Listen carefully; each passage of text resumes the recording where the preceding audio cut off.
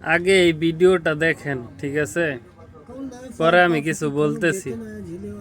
দেখেন ভিডিওটা। দাবি নিয়ে আসছি, এই যে একটা 57% যে ট্যাক্স ভ্যাট ধরা হয়েছে, এটা যদি যৌক্তিক হইতো তাহলে আমাদের এখানে আসা লাগতো না। এটা পুরোপুরি অযৌক্তিক দাবি, ঠিক আছে?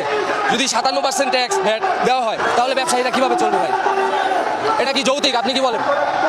আপনি কি 1 লাখ টাকায় ফোন কিনে 17,000 টাকা ট্যাক্স দিবেন? এটা যদি যৌক্তিক হইতো তাহলে আমাদের এই পর্যন্ত আসা লাগতো না। আমরা এনইআই এর পক্ষে বিপক্ষে না, কিন্তু দাবিটা যৌক্তিক হতে হবে। 20,000 পরিবার এটার সাথে সংযুক্ত। এই যে আমরা ব্যবসায়ীরা এটার সাথে সংযুক্ত। আমরা যদি বেকার হয়ে যাই, আমাদের ব্যবসা প্রতিষ্ঠান যদি বন্ধ হয়ে যায়, এই মানুষগুলা কি করবে? দায়িত্ব কে নিবে? আপনার ভাই থাকতে পারে, আপনার ছেলে থাকতে পারে, এই দায়িত্বগুলো কে নিবে? দেশে সিন্ডিকেট, ছিনতাইকারী, চাঁদাবাজি এগুলো বেড়ে যাবে আমরা বেকার হয়ে গেলে। অবশ্যই মানুষ কি করবে ভাই? এটা যৌক্তিক যদি দাবি হইতো আমাদের এখানে আসা লাগতো না। তো আমাদের দাবি একটাই, আমাদের দাবি মেনে নিতে হবে।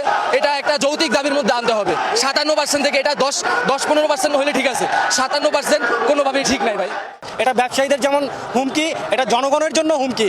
একটা দেশের ভোক্তা, সাধারণ ভোক্তা কখনো 1 লাখ টাকার প্রোডাক্ট কিনে 60,000 টাকা বা 59,000 টাকা ট্যাক্স দেওয়া, এই ক্ষমতা আমার মনে হয় বাংলাদেশের জনগণের খুব কম আছে। একটা রিক্সাওয়ালা যদি 10,000 টাকা দিয়ে একটা ফোন কিনে, অথবা একটা সাধারণ আমাদের মতো খেটে খাওয়া মানুষ যদি 10,000 টাকা দিয়ে ফোন কিনে, সেটাতে 6,000 টাকা সরকারকে ট্যাক্স দিতে হবে। এটা তো মানে আমি মনে করি আমাদের এই সামর্থ্য নাই।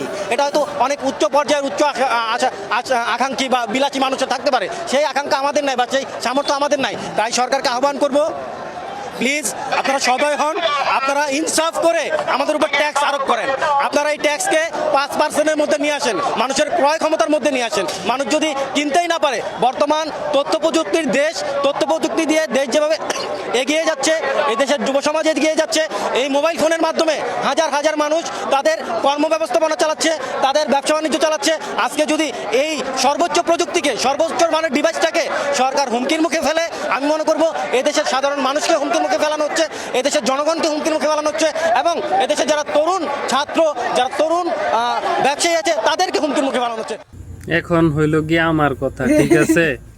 আমরা প্রবাসীরা যদি দেশে গিয়া 2 মাসের বেশি না থাকতে পারি, তো মানে এইরকম নিয়ম কানুন করা হয়েছে, 60 দিনের বেশি থাকলে আপনার মোবাইলের ট্যাক্স দিয়া রেজিস্ট্রেশন করতে হইব। আমরা কি এইখানে ট্যাক্স ছাড়া মোবাইল কিনছি? এইখানে তো আমরা অলরেডি 15% ট্যাক্স দিয়া মোবাইলগুলা কিনতেছি।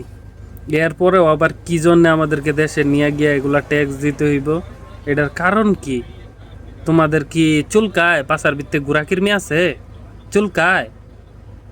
মানুষ হও, এখনো মানুষ হও। প্রবাসীরা যেরকম রেমিটেন্স বন্ধ করছে না, তোমাদের শিক্ষা হয়ে যাইব, ঠিক আছে? এখনো মানুষ হও, খালি চুরি করার ধান্দায় থাও না কি? চুরি করা ছাড়বা না? মানুষ হইবা না?